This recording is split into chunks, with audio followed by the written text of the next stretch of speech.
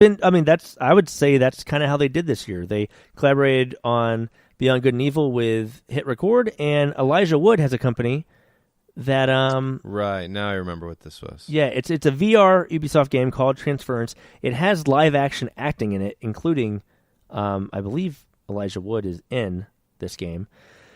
But Elijah Wood's label is, I guess he's been used in production under over the last couple of years, is Spectravision, and they're working directly with Ubisoft for this game. I can't really describe it. Look it up. It looks very interesting, like creepy.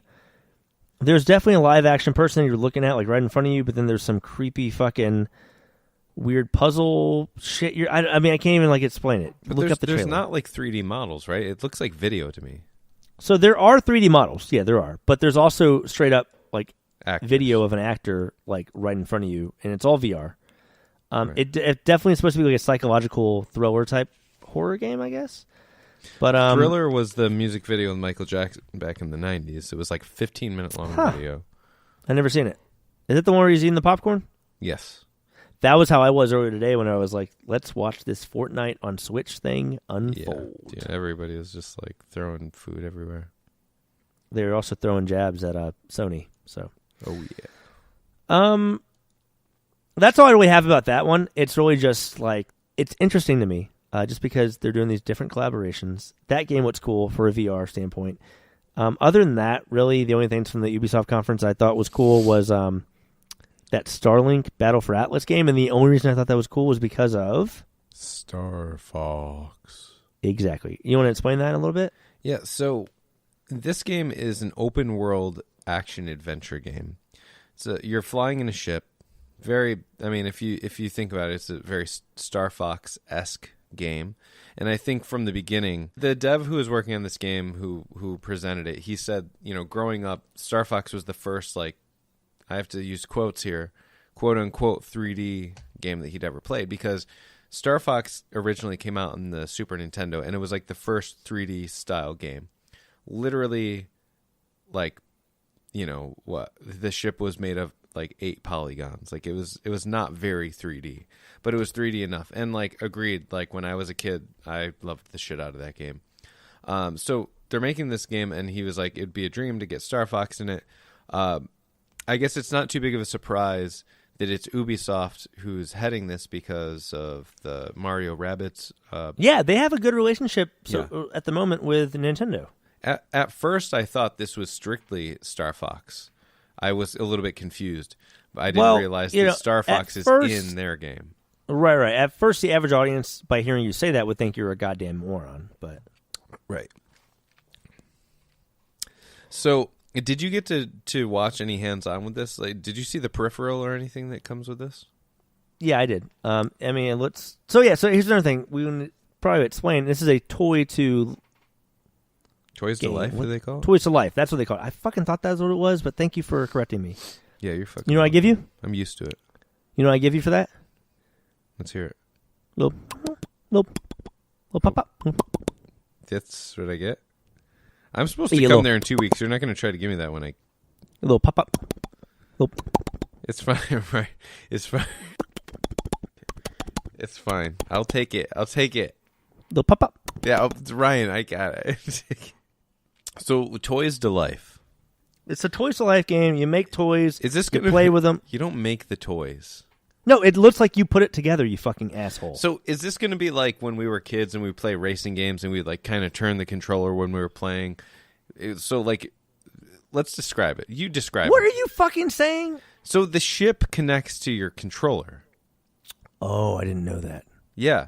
You connect this ship to your controller, and from what it looks like, you use the gyroscope in your controller to kind of direct the ship. I could be wrong, but Star Fox being part of that, I assume that particular peripheral will sell extremely well.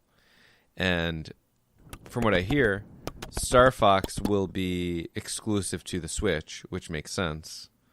But this game will be coming out for other consoles. Am I right? Correct. Cool. I'm looking forward to this. We didn't get to see a ton of it, but to get anything that even resembles a good Star Fox game is much needed at this time. Are we done with Ubisoft? Done with Ubisoft altogether? You know what I'm disappointed I didn't see was Watch Dogs 3. Even an announcement. Yeah, I mean, I guess that would have been cool.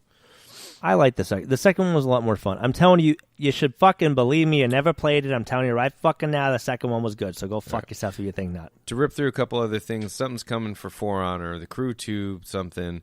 Assassin's Creed Odyssey. Crew 2 comes out this month. Play with a female. And, whoa! Wait, what's happening now? Trials Rising. That looked cool. You just talked about playing with a female. What are you saying? What game? Assassin's Creed Odyssey. You can play as a female now. You can play as a female. You just said you could play with a female. It's a different... You could play with one or as one. We'll leave it. We'll leave it at that. Okay. That's okay. Well, let me talk real quick about Assassin's Creed. Because, we thought, okay, Origin's cool. It was a good popular game. Let's just add on to that. Nope. They said, fuck you. We're going to make a whole new game. And we're going to call it Mario's Assassin's Odyssey. Yep. Okay. I guess we'll move on.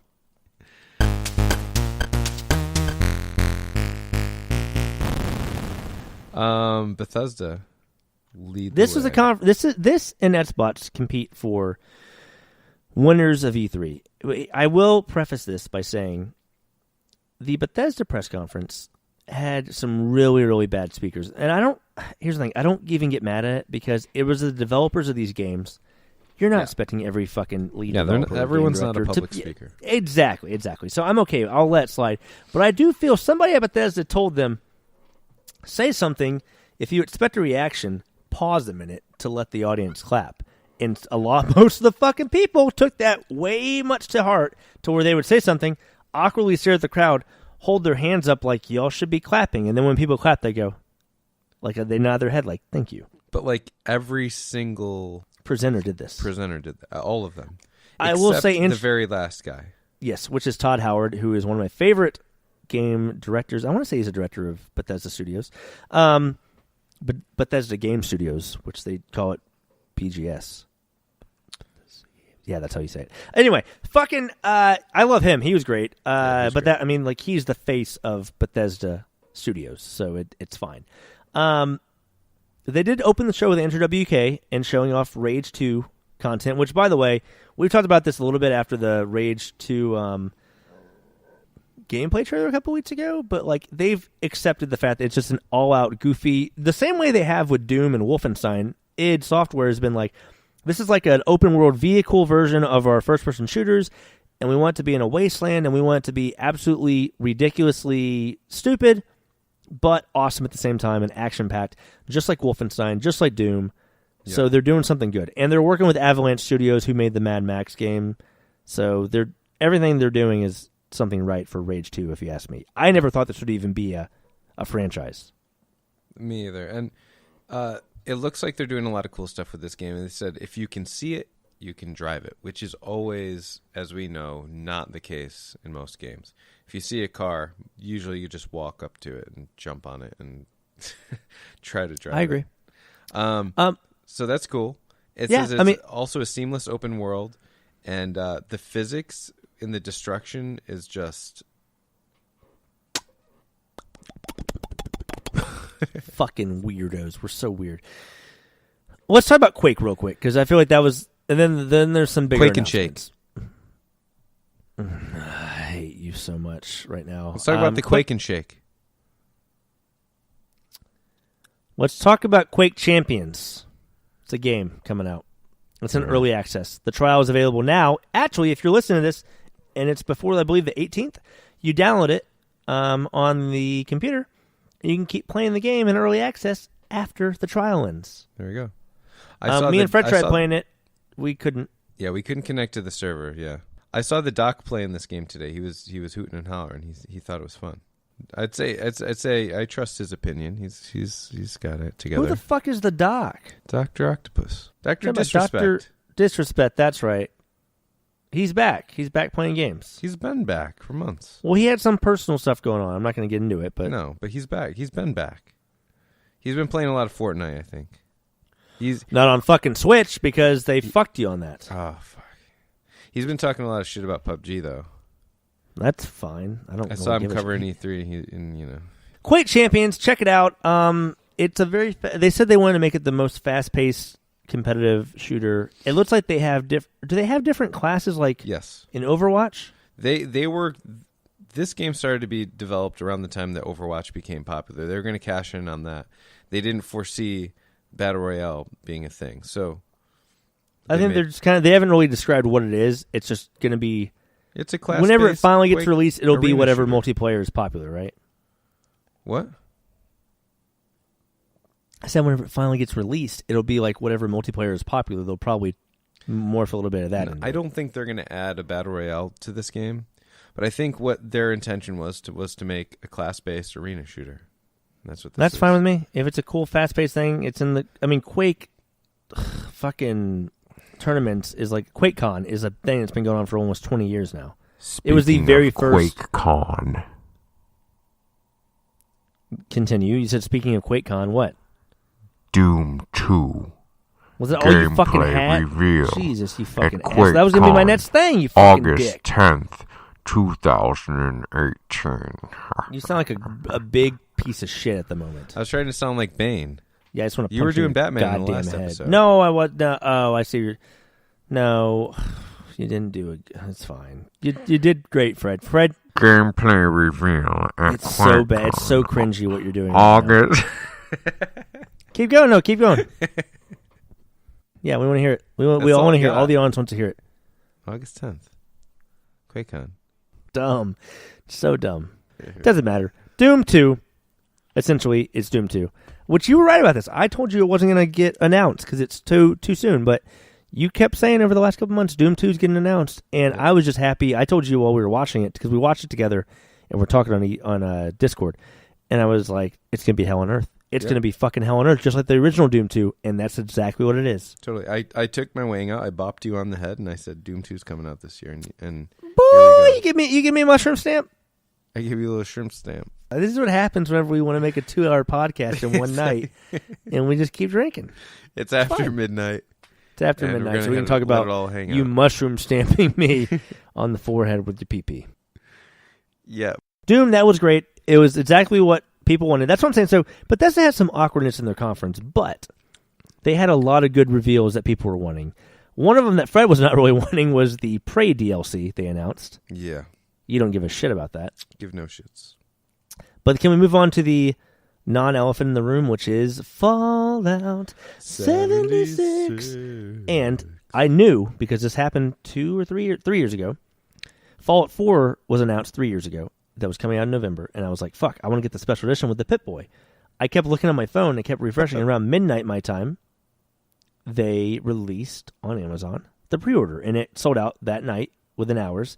So I did the same thing with Fallout 76, because I don't get special edition games anymore. I don't feel like spending the money, but for Fallout games I will. And I got the Fallout special edition for Fallout 76 pre-ordered, because, again, at midnight it came out on Amazon, and it comes with a life-size power armor helmet that has a voice modulator within it and a headlamp on the top of it. And a glow-in-the-dark map. And some figures, little figurines. Fallout 76. So this looks pretty badass. Yeah, online, multiplayer survival. All the rumors were correct. Survival softcore. Game. Did he say that? He said softcore survival. Yeah, so this was presented by Todd Howard, the head of Bethesda Game Studios, which, if you haven't watched the Bethesda documentary, The History of Bethesda, on YouTube, it's by a YouTube channel by the name of... Chocolate, Wine, and Garden. No, by No Clip. If you look up No Clip, they have a Patreon. They do really good documentaries for video games. They just started about a year ago, and everything on YouTube is great. So they went into Bethesda Studios, and if you look at it, Todd Howard... Actually, in the early 90s, or sorry, maybe it was late 90s. I think it was early 90s. Wayne Gretzky Hockey 2 had just come out. He looked in the back and saw ZeniMax made it.